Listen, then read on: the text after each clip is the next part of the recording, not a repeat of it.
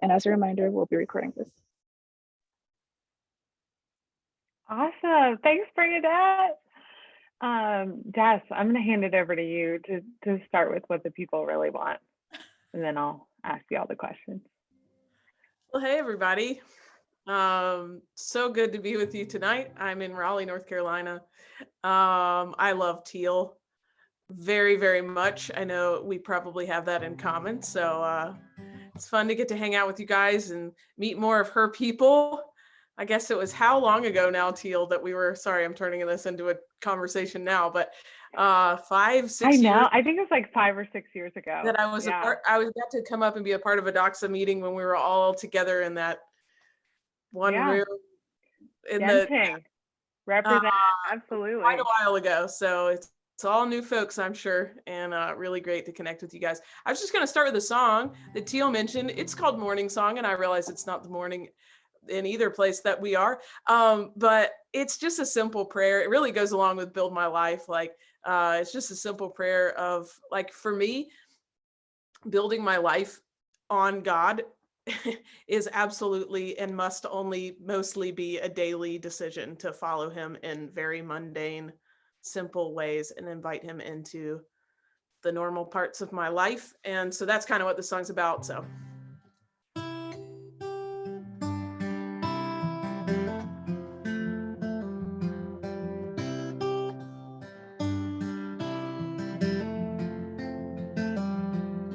in the morning when I rise, as I open up my eyes, I can feel your mercy shining down on me.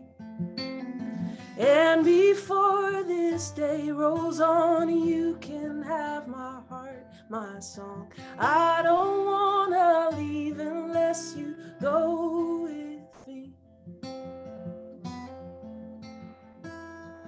I love you, and I want to love you more than the day before.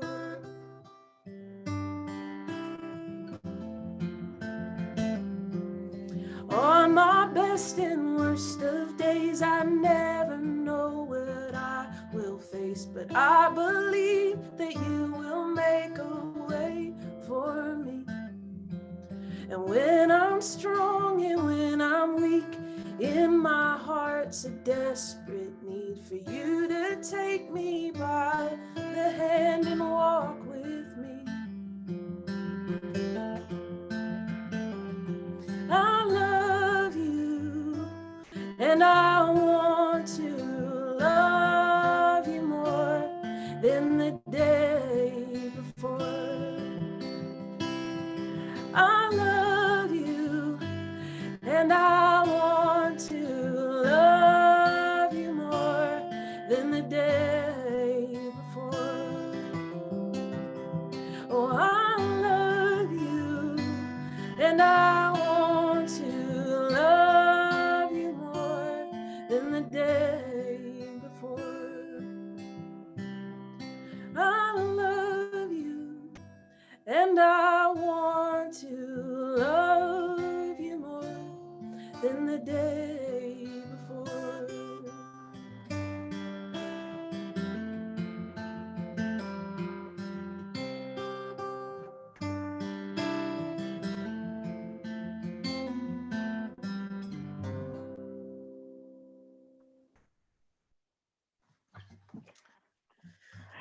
Friend, guys, now you all know, this is really my excuse to get to hang out with one of my dearest friends who I don't get to hang out with enough. And we see each other about once a year.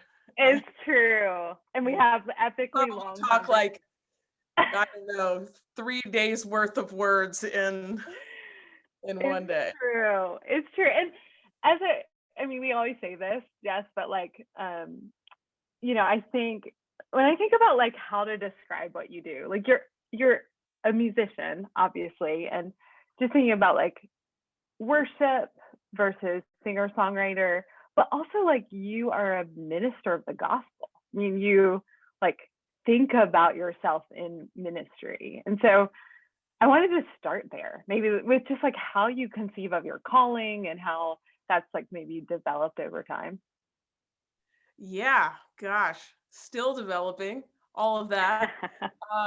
Yeah, I think every person is just, I absolutely have a belief that every single person is like their unique fingerprint of God, that nobody else could ever be who they're meant to be and who God created them to be. And so that's definitely been true in my life, where it's like I've had a hard time in the industry that I am trying to be a part of, figuring out where I fit in it, in all of it, because and I'm sure lots of you guys are familiar with like just different versions of even Christian music. You've got kind of a worship thing, which is, congregational music that used to be more in churches, but now it's on the radio and it's actually more of a mainstream thing to do worship style music. But then you got your CCM music, which lots of people love, lots of people hate it, whatever, just an interesting, mix of, anyone from Toby Mac to Big Daddy Weave to whoever the historical CCM artists that people have been into. It seems like a kind of an industry that's kind of, in my opinion, been stuck for a long time, and I think worship helped move it along. And then there's just mainstream music, and so I think I've struggled for a long time to figure out where I fit in all of that, because I'll write songs maybe similar to Morning Song, and while it's worshipful, it's not a worship anthem that you're gonna sing like with your lights in your fog and like, oh, like the whole band and everything. Like that song doesn't work that way. It doesn't work on Christian radio. It's too quiet, and it's not quite a secular song either that's like going to work in that environment. I have some songs that flow in any of those gaps, so I've kind of found myself between a lot of gaps of different things, and so yeah, I just have more and more just tried to like. What's cool is like, actually now more than ever in music, and probably I bet there's different categories you could apply this same concept to, but because of the internet, you have more accessibility to your niche group, the people who are exactly going to want what you offer the world. It's like you're actually able to reach them, whereas labels was your only way to get to listeners at one point, or printing CDs was your only way to get to listeners at one point. There was a lot in between artist and the consumer of their art. Like there was a lot in between that in previous day and age. But now it's like people who are looking for weird, contemplative, slightly spiritual, trying to be cool Christian music, then I'm your girl. So yeah, so I think musically I found it's been a hard time finding my identity, but I'm 32. I think I'm more than ever like really happy with the weird, like, because it also has been good for me to stay true to what I feel like I should make as far as music, and just allow the process to happen of like, if this is supposed to be my job, I'll figure out how to, and I successfully am figuring out how to pay my bills by being a full-time musician, which is awesome. It's like not the most glamorous thing ever, but it's wonderful and very fulfilling to get to do exactly what I feel like the kind of music I'm meant to make. And so, yeah, both that and just this thing of like, for me, I mean, I've got friends who are writing huge songs, like, I mean, just like having these big music careers and just seeing doors fly open for them for, film and TV and like all this stuff. And for me, I'm continuing to be brought back to the fact that like, I think I write music to try to make a difference in people's lives. It's just, for me, it's always going to be ministry. And so that has been like the reigning thing for me. It's just that it's ministry. So already talked too long. All right. Totally. No, I mean, I think this is where I can chime in. I mean, I think when I met Jess, so my dad became the pastor of Jess's home church when I was in college, and I'm a little bit older than Jess. And I mean, we must have met at some point, but I don't remember. It was like a long time later. But for a while, like Jess was becoming a bigger and bigger deal, and she stayed in her position as a worship leader of this, I mean, 250, 300 people at this church, which in Raleigh is like a church plant, like just nothing, right? And I just remember being so impressed, even knowing that you had a desire to do this like long term. And I think actually when you came to Cambridge, you were about to transition, and it was like a big deal. We were talking about this. So just like your faithfulness, I think, I mean, the Lord, I feel like the Lord saw that, that you just like stayed in this church of like kind of, you know, mixed ages, and where you were doing a lot of hymns and they weren't clamoring for your new release. Right. Yeah. So like, does it feel like, I mean, Morning Song is maybe a great song to talk about, but also the song I think you're going to do later, just like what inspires you? Like when you think about, when you're like sitting down to write something, what's that process like? I'm sure it looks different every time, but yeah, maybe talk us through that. Yeah, I would say for me, still like the main thing that brings a song up out of me would be whatever it is that I'm walking through personally, and learning in life. It's normally more than anything else, it's just my way of processing life. So I'll read something. It's like especially like when I feel really inspired, it's like a conversation plus something I read in a book plus like all this stuff will pile up to where I'm just like cannot help but try to express what I'm feeling in a song. So that could be anywhere from like super heavy to like not knowing how to deal with this to seeing this beautiful story inside of something and just trying to tell it. So yeah, for me personally, it's like I'm actually trying to stretch my songwriting muscles to be a bit more like some of my other friends who can like kind of get inside of somebody else's story and like write a song about anything, like just like I would love to, one of my goals would be to be more of a songwriter who could write anyone's story into a song, not just my own, and learn to write on good days, bad days. I'm a bit too much like the type that's just waiting for inspiration to strike. And it's been more the past couple of years that it's like, no, like like being good at your craft is this mix of waiting for inspiration to strike, but also just every single day or as many times a week, sitting down and just trying to have a practice of writing. And so, yeah, I would say like, I always feel like reading anything at all. It could be anything could inspire, like reading in good input of inspiring content, whether good art, really for me, it's good books and just taking stuff in, having great conversations. That's the stuff that probably inspires me the most. So you mean like when you're reading a book, is it like fiction?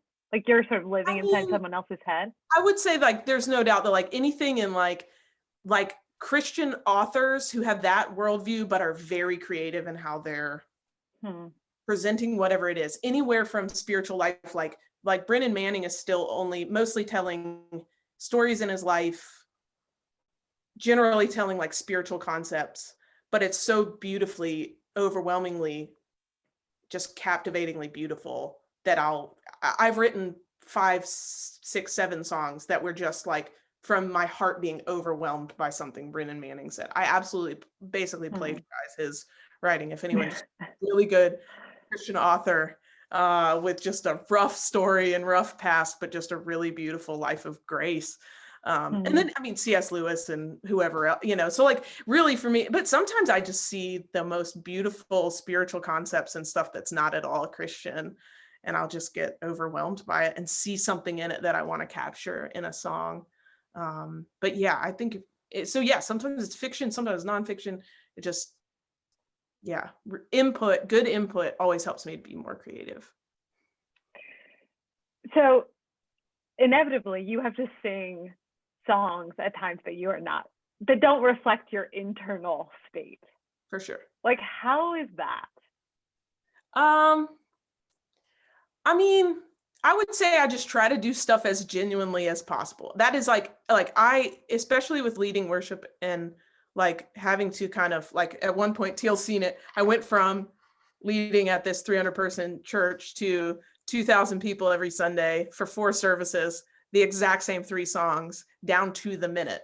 So it's very easy to get lost in something like that, where you're just like, I could completely check out. But I really have tried to make a point my entire career to be, especially with because I'm still being entrusted with the worship, leading the worship of God, like not to ever let myself slip into that. So even if it's a song, I mean, I probably would actually try to, if it was a song I had an actual issue with or bothered me so much, I'd probably try to like say something eventually. But for the most part, even if it's not my style, but I can get behind the heart, I try to just like, especially if I'm like, I love this person who is asking me to do this, and I'm gonna honor them by giving my best at this song that I hope I never hear again. But I don't need to do that. Then other times I'm like, all right, well, maybe I'll go ahead and speak up that I really never want to lead that song again or whatever.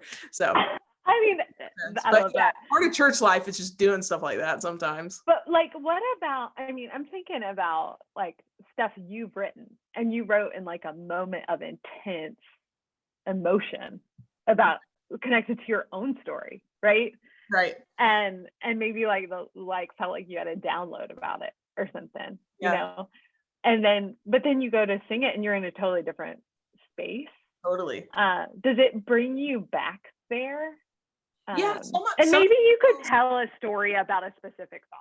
Like, yeah. Well, I mean, I have a song that's as much intimate, like it's, I'm like, I put it out there for everyone to hear. It's called Sunday Afternoon, and it's about essentially like a lot of the heartbreak of my parents' divorce and me dealing with that. And then, cause that happened like later in life, like closer to, I was maybe 20 or 21, big blow up of our very normal looking Christian family. And our home was really kind of the haven for my other friends who had, their parents had split up in high school. So like my family was the good one, and then all of a sudden all this stuff that nobody knew surfaces and blows my family up. So it was a very hard time kind of living through all of that and processing a number of things related to that. But I had incredibly deep encounters with God in the process of like seeking some healing from what went on in my life. And some of those really deep spiritual moments are in my song Sunday Afternoon. So really it often feels too sacred to play for places because it's so personal to me. So sometimes I like, for the most part, I choose not to play that song unless someone requests it, like at a show or something like that. If someone really, because I can tell that they have had some sort of spiritual experience with the song that means something enough for them, for me to go ahead and play it. But I don't like playing that song like lightly, like, because it comes from a very personal place. So yeah, for the most part, I try to avoid that stuff if I'm not, but then I'm like, a lot of my life and the power of my story comes from, in like, it is carried over into other people's lives by me being vulnerable and sharing it. And so sometimes I just try to read the moment and go ahead and do it if I need to. But can you tell another story about like just seeing like kind of the ministry side of what you do? Because it's just my favorite. Yeah. And I think you're so tuned in to people when you're in front of them, and it's so about kind of what God's doing in the moment. Yeah, I mean, it's weird to be like, oh, here's all the cool stories about. Yeah, that's why I have to ask you. This is why we're interviewing, Jess. Yeah, no, I don't want to toot my own horn or like anything like that, but it's like God has given me a specific place in people's lives where they, for the most part, it's people who thank God for Spotify, there's a thing called Discover Weekly, and it's just pushing music to people based on what it knows about the music you listen to. So my song Runaway has been pushed onto people's playlists for the past 3 years. And the number of emails that I get of people who have, I mean, down to like a woman leaving her husband driving, she's in Dallas, she drives all the way down to Houston. He comes looking for her, gets her, him and his pastor drive down there, get her. She has a moment of brokenness and comes back with them, and they listen to my songs, including Runaway, like all the way back, this 3-hour drive. And she begins to repair her life with her husband and whatever. And I guess my music was the soundtrack to that part of her life. So I've got this woman like in front of me at my Dallas show telling me this. We're both like totally sobbing because I didn't, it's like all of those songs come from very deep personal places in my life. And by me like recording them and sharing them, it's been wild to see like just what the stories that have come from. It's just the power of a testimony, and it's like it's captured in that song, and then it's what people need to hear. And I think lots of times my music is a really easy thing for people to listen to if they're not sure about God, or there's been some brokenness between their relationship with God and they're not in church or anything like that. My music will end up on playlists and Spotify. And it's like, I'm just really grateful for the technology and everything. Another thing with that same Dallas event, it was like people coming up, all these testimonies, including a guy that he turns his arm over and it's like the lyrics to Gallows all the way down his arm. And he's telling me his testimony of like how he almost took his life.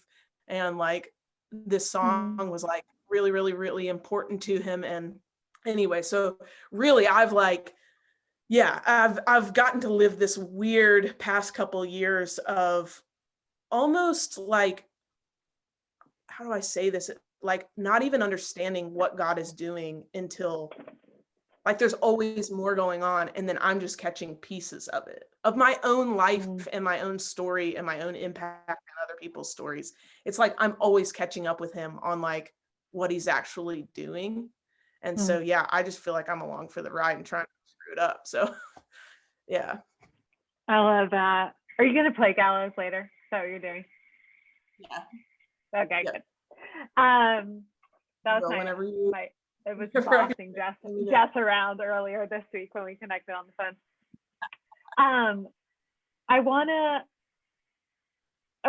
have one more question, then I want to switch gears. But you mentioned a lot of people who are far from God or who are struggling with God, like have found a lot of refuge in your songs, which makes total sense to me. Can you talk about your own journey with like doubt and just your own journey with the Lord, and maybe like how, God sort of like there being some space in your story where you were questioning or doubting has informed a lot of your music. Yeah, absolutely. I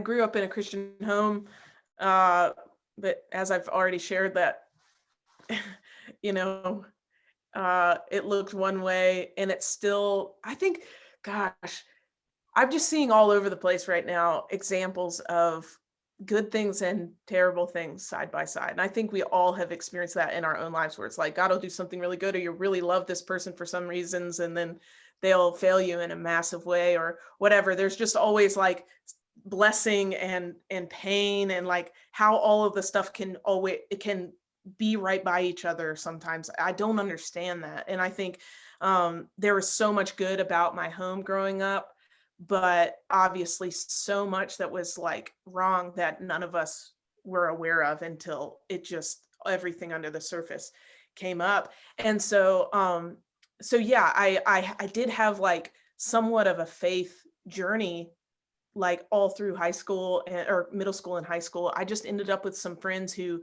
actually had like, you can so easily fall into crowds that care nothing about God, but I had friends kind of through my time in middle school and high school who genuinely like were interested in God. And so there's always been this thread and this thing pulling me towards having a genuine relationship with God, even though, and that's been the kind of the interesting part of the past 10 years, is that I'm from Raleigh, North Carolina. So it's just like, as like culturally Christian as any part of America still is. And I'm literally before my eyes watching this unravel in our city. And, up where you guys are, it's like, that's been gone a long, long time. But like the last shreds of cultural nominal Christianity were still really at play. Like my whole upbringing, everyone goes to church. It's very normal to like look a certain way and do the thing, but inside, like everyone's lives don't line up with anything that, or many people, their lives don't actually line up with that, all of that. So it's been an interesting thing, actually, like later in my story than I thought it was going to be, to start to both question things and work a lot with a lot of friends who are deeply questioning, and lots of friends who, they've walked away from the faith. And even the other day, I had the greatest conversation with a friend where they were like, we were just challenging each other to get better at imagining more storyline on the other side of wherever our friends are, that like there's just maybe it's a sad where they are now, and it's easy to go to think that's going to be it. It feels very final, the decisions they've made.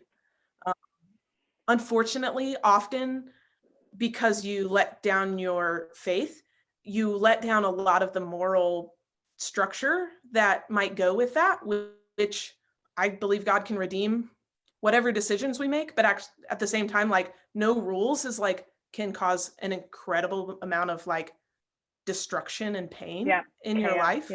Like you don't need to have those rules just because to have rules, but like there's actually a fruitfulness and a flourishing that comes from having some form of like wisdom and structure in our lives. And so watching my friends just out with the faith and then actually out with all of the stuff that they had kind of that helped them to be a bit like make better decisions. So lots of friends just blowing up their lives, their marriages, their whatever.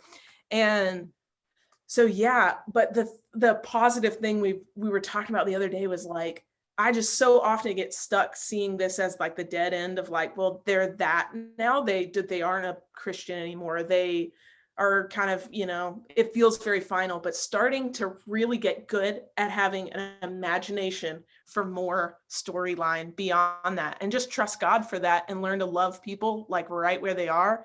And I don't know, that's actually so much more real than any of the garbage nominal, like, just like we do this thing, robotic, durable, cultural thing that I grew up in. It's like, I'm so glad that's shattering. And it's like, we're at least going to be honest. And so if that person is to return, it will be in honesty and in truth, and not them feeling forced into something because culturally they are supposed to, or something like that. So anyway, so it's just, we are still in the thick of that in our own journey of like just facing questions we like weren't allowed to ask or never thought about.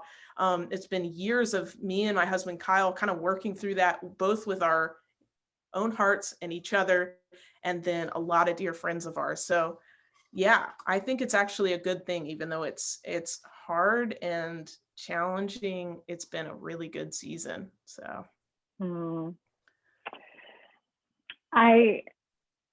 okay, so most people on this call are not going to go into full-time music as vocation, but there are a lot of people who sort of dabble artistically, and some who maybe are considering like, oh man, what I wanted.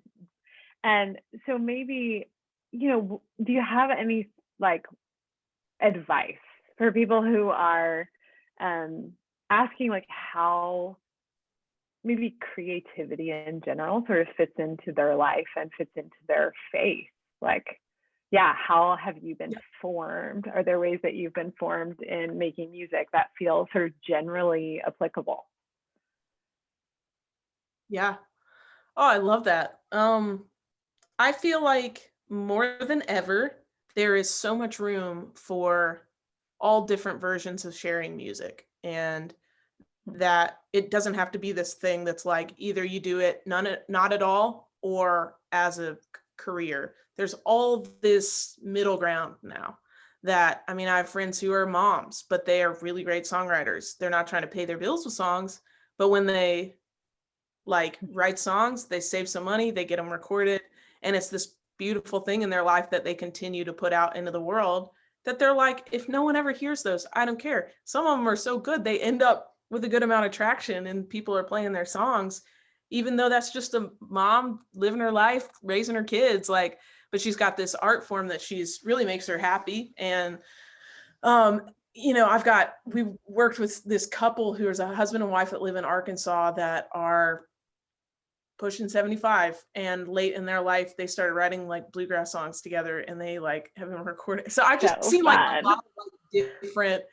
I think taking the pressure off and figuring out exactly what it is that you love to do and what maybe you are gifted to contribute to the world, because you're going to be your own, like what I was talking about, each person is like their own set of stories and life input that made them who they are. And they're their own, like, nobody else listened to exactly the same music growing up and have the same musical influences. And so nobody's going to contribute exactly the brand or type of music that there's somewhere on this pie chart, there's a tiny sliver that it is only you, where you are going to fit in. So I think just like always doing it for fun. If you're really serious about it and have a passion about it, like really pray about ways that you can like keep growing that gift. I think, I had some songwriting tips that I'd written down one time. Let me see if I can find those as I'm talking. But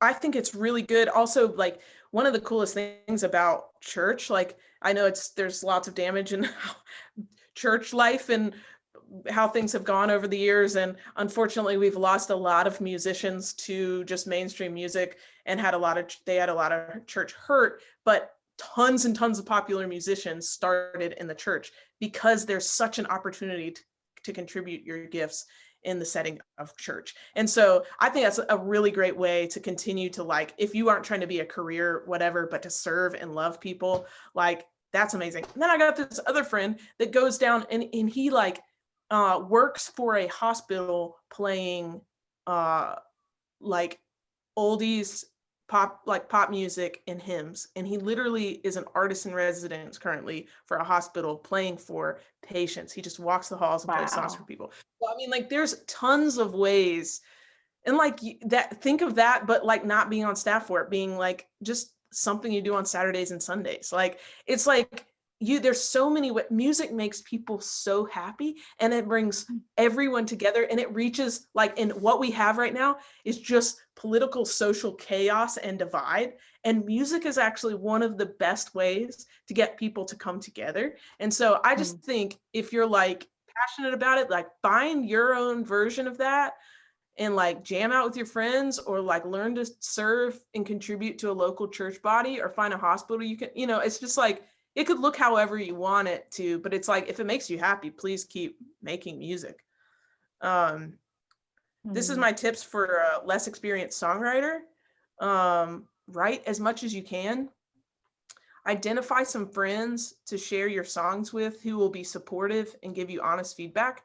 Don't just send them to your mom, who's going to be like, good job, sweetie. You like get some people who like you trust their voices and their musical taste. Like don't share it with people who like aren't even going to understand what you're trying to do. Like my husband Kyle makes like kind of emo rock music, and like my mom's not his target audience. So it's like he doesn't need to go share his songs with my mom because like she's not going to get it. But like, so find two people you trust. It's like, if I share these songs, they're going to be honest with me, but they're also going to get what I'm trying to do. For me, read. Be totally honest.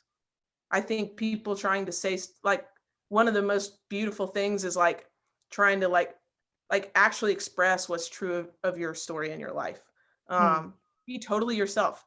Everybody, especially in Christian music, it's sad how many people are copycats. So just like literally just be yourself. Don't be picking up the mannerisms of that worship leader or that, whatever. Be get some good input, be influenced. Everyone is influenced by something, but don't like copy people. All right. Learn to play an instrument. Girls, this is this is super cool too. I just led a band for the Today Show. We got to do a live performance of an all-girl band. Amy Grant, Ellie Holcomb led this song, and I got to pick a band of all women, bass player, drummer, sick, like electric guitar player, like amazing. So it's like, I just hit like a huge goal for me, because I've always been a really big like champion of women playing instruments, because it's just, you grow up and it's like mostly women singing or whatever. But really continuing to model like women learn to play an instrument. It's actually really cool. I just heard too that the majority of guitar sales happening in guitar shops right now is women. Women are purchasing instruments, which means that scale's going to tip, and it will be more and more normal for women to play instruments. So that was my second to last thing. Learn to play an instrument. Guys too. If you already know how, get better. And the last thing was You can do it on your own, but I personally like to invite God into the process. So yeah, you can of course write a song without God. Everyone does that, but I like to write them about God or with God or just invite him to the process. So you didn't even ask for songwriting tips, but there That we go. was a bonus. It was like a special bonus feature. This is a total, I warned you I was going to ask you this. This is like a little bit of a turn before we make you sing again.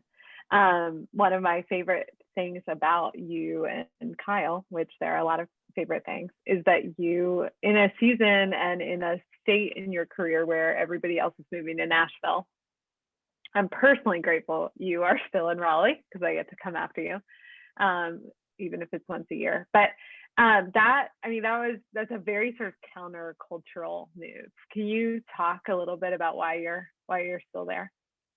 Yeah. Yes. I mean, it's good to just disclose I get on a plane and I fly to Nashville once a month. A lot. And I have for 3. So I still have to be in Nashville a lot, but still it's just a 1-hour flight, and for us, it still works. And what has still tipped the scale in favor of Raleigh is our community here.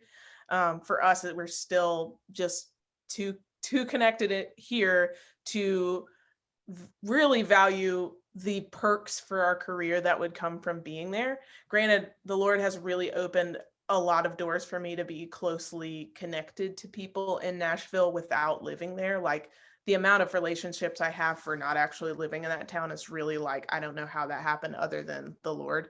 But yeah, so we're able to stay connected there, but God has given us such a incredible community and calling here in Raleigh that for us, like, we, in the career category of life, we would get a couple of, pros, but then we would lose a lot from the community that we have here and that we feel really kind of responsible for. I didn't mean to be, but we lead a lot of people here, and it's still just not been time to leave. And I'm like, Nashville is flooded. Like, it's a great place, but it is growing like crazy. And it's really fun to be there, but it's really fun to fly home and do something different. It's been hard too, because there's not a lot of people here who are doing music as a career. It's a pretty unusual. So I feel like a odd bird, like, a lot of the time, just with my career, because it's not a normal thing to do music here as your job. And for a long time, it was like, I didn't have a lot to show for my, it takes a long time to really have a career in it. And so for a long time, it was pretty insecure about it. But now I'm like, no, I mean, like, I found my niche, and I'm like, things are happening. And so it's like, I'm happy to live here. But yeah, anyway, so we love it here, and we really we feel like there's actually more room to make a big impact and bring something special in this area, outside of kind of the chaos and the competition that's in Nashville. And maybe Can you talk about Feast and Feast and kind of like just what it is and what you guys have been up to with that? Yeah. So yeah, when I'm saying that we're part of a community here, really all of that came from a crazy idea that me and a couple of friends had to make a meal and have a time of worship on Monday nights. And we started that in August of 2015. And we did that nearly every Monday until COVID. And so 5 years of meeting nearly every Monday. And it grew from 8 people to, at one point, 150 people were meeting every Monday night for worship and in a meal. And thank God I didn't have to make the meal, but there are literally 2 girls who, they just are gifted in hospitality and cooking, and no sweat, they made a meal for 150 people every Monday night, them and their parents. Just absolutely incredible. No sweat. They would just be like laughing it up 2 hours before the thing, like making food for 100 people. Like, that just like blows my mind. But anyway, so we had this incredible team of the people who would make the food, and me and a couple other people would lead the worship, and we would just do that for, so 5 years of that. we've seen a lot of things happen as far as connection between people, connection between churches in the area, because everybody goes to different churches. We've seen people come from all over the place, drive hours to come see what was going on. Seen a lot of people. I mean, now we know this person got married to that person. Like all this cool stuff has happened as a result of people just being there and being hungry for just, I think, an authentic. Once again, we're in Raleigh, North Carolina, where it's just normal to go to whatever cool church or old church or whatever, but just to, for no other reason, just like show up and want to like have a time of worship. Like people were really hungry for that. And we saw God move in a huge way. And obviously COVID shut that down. So we're thinking about maybe once things get a little bit better, we'll start it up again. But for now, we've really kind of pivoted from just worship to actually more of we've got a small group thing going on that's more like formation, like just talking through just some basics. And really more than anything, hosting dinner, once again, that is the way to connect. It is like around the table, you see it. Jesus is always having a meal, coming from a meal, going to a meal, talking about food.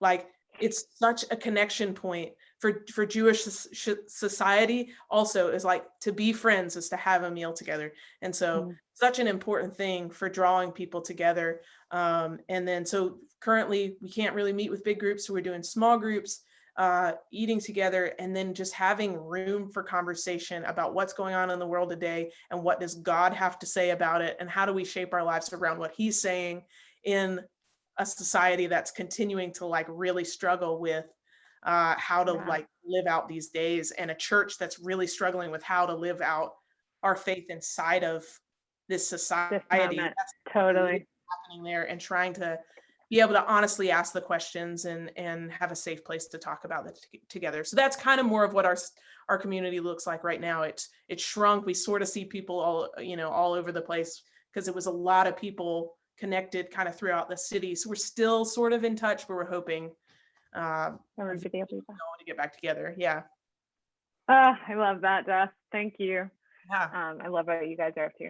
Well, can you play something else for us? Sure. And do we need to know the story of this song? I mean, yeah, I could totally share it. Yeah. Yeah. Please. Yeah. This song is called Gallows. That's the one you were thinking, right? Yeah. Not to like be like, go listen to my stuff on Spotify, but it's all on Spotify. Everything, the two songs I played tonight, Morning Song and Gallows, on Spotify. And yeah, this one is definitely came from a really intense, sad season where a good friend of ours attempted to take his life in 2017. And but thankfully was found like right in time, and he was revived, and he's been on a long journey of like healing, and we've gotten to see just some major breakthrough in his life. And so I wrote this for him and really for other friends who have really struggled with just like plaguing depression and anxiety. And yeah, I've just begun to see a couple of examples of God actually. I know I've hoped in my mind that he was stronger than that power, because like the power of like depression and anxiety is a very heavy, dark thing. And I know that we've all experienced that in some way or another. And I think I wanted to believe that God was bigger or stronger than that. But I've finally gotten to see him being stronger than that and healing and defeating that in people's lives. And so it's given me faith to like declare that for other friends who are still struggling. So that's what this one is about. And it's oh yeah, and then okay, so the main part of the song comes from, I stole it from the book of Esther. It's in the Bible. We all know that probably, but if not, it's a book in the Old Testament.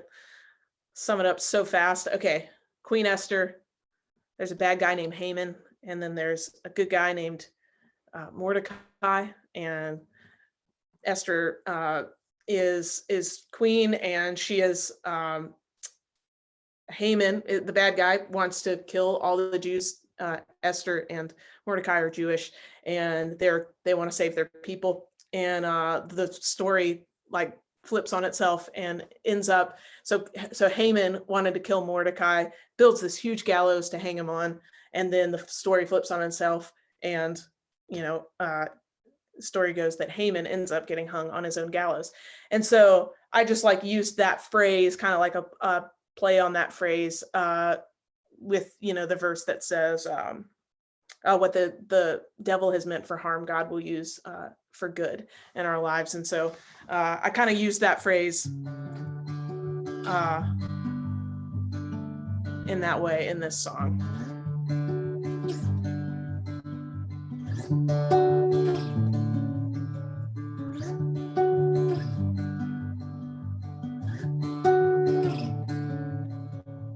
Someone's on the prowl, trying to take us down, but we ain't giving up now. A liar and a thief coming after you and me, but we ain't giving up now. The harder the wind will blow, the deeper our roots will go, and the devil is gonna hang. Oh, the devil is gonna hang. Oh, the devil is gonna hang from his own gallows. Ooh, yeah.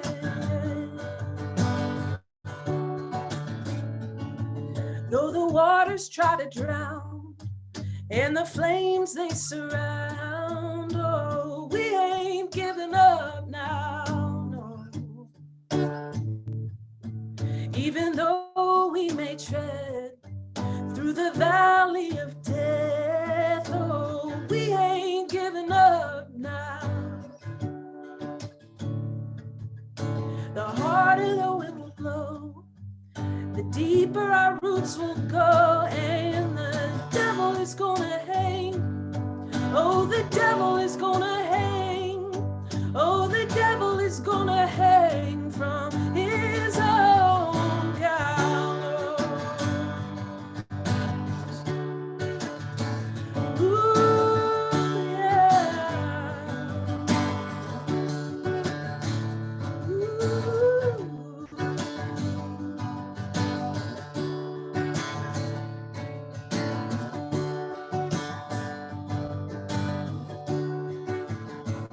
So if you're stumbling in the dark, then run your hands against the walls. Find every window, every door, and throw them open, in will flood a blinding light, and it will chase away the night. Even if you shield your eyes, let it pour in, if you're stumbling in the dark, then run your hands against the walls.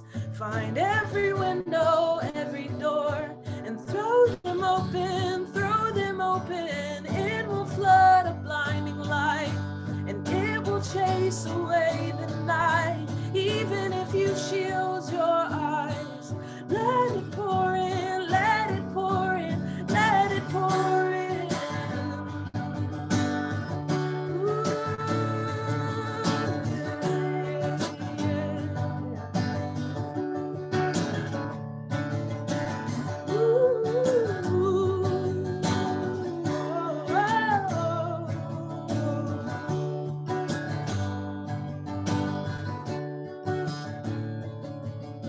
The harder the wind will blow, the deeper our roots will go, and the devil is gonna hang.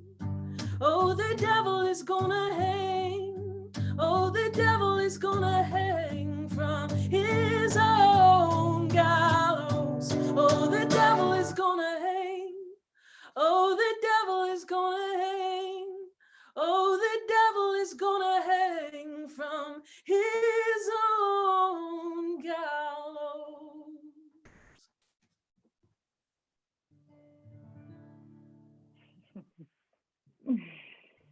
Thank you, friend. Yeah.